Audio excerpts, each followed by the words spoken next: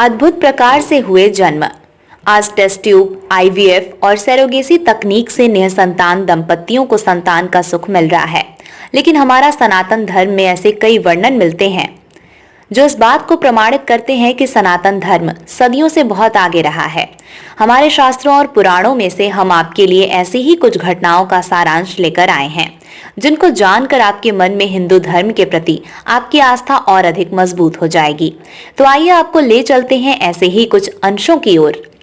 इन घटनाओं में सबसे पहली घटना आती है रामायण से, जब हनुमान सीता की खोज में लंका जाते हैं और वहां मेघनाथ हनुमान को बंदी बनाकर रावण के दरबार में लेकर जाते हैं और फिर रावण के आदेशानुसार हनुमान जी की पूंछ में आग लगा दी जाती है और हनुमान सारी लंका को जलाने के बाद इसी आग को बुझाने समुद्र में जाते हैं तो उनके शरीर से जो पसीना गिरता है और उसे एक मछली पी जाती है।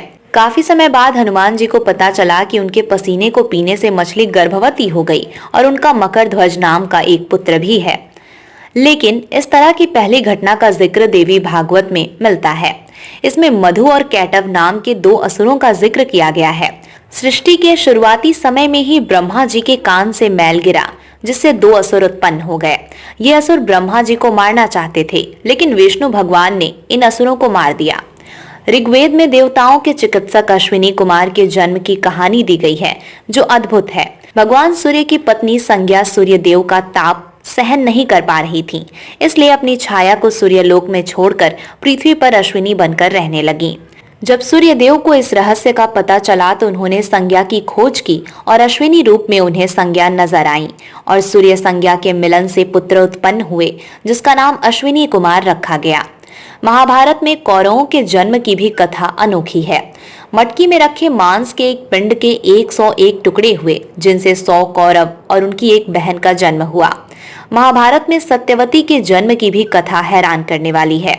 राजा सुंधवा का वीर्य एक पक्षी लेकर उनकी पत्नी के पास जा रहा था। रास्ते में वो वीर्य एक नदी में गिर जाता है जिसे शाप के कारण मछली बनी एक अप्सरा पी जाती है, जिससे वो गर्भवती होकर एक बालक और एक बालिका को जन्म देती है। यही बालिका सत्यवती कहलाती है जिससे भीष्म के पिता शांतनु विवाह करते हैं। रामायण में भगवान राम के जन्म की भी कथा अद्भुत है। इसमें जिक्र आया है कि दशरथ जी ने एक यज्ञ आयोजन किया। इस यज्ञ के अंत में देवता प्रकट हुए और दशरथ जी के हाथों में खीर दिया। इस खीर को खाने से दशरथ जी की तीनों पत्नी गर्भवती हुईं और राम, लक्ष्मण, भरत, शत्रुघ्न का जन्म हुआ। कुछ कथाओं में ऐसा भी जिक्र आता है कि खीर के बर्तन को कौवा उठाकर ले गया और अंजनी की गोद में गिरा दिया।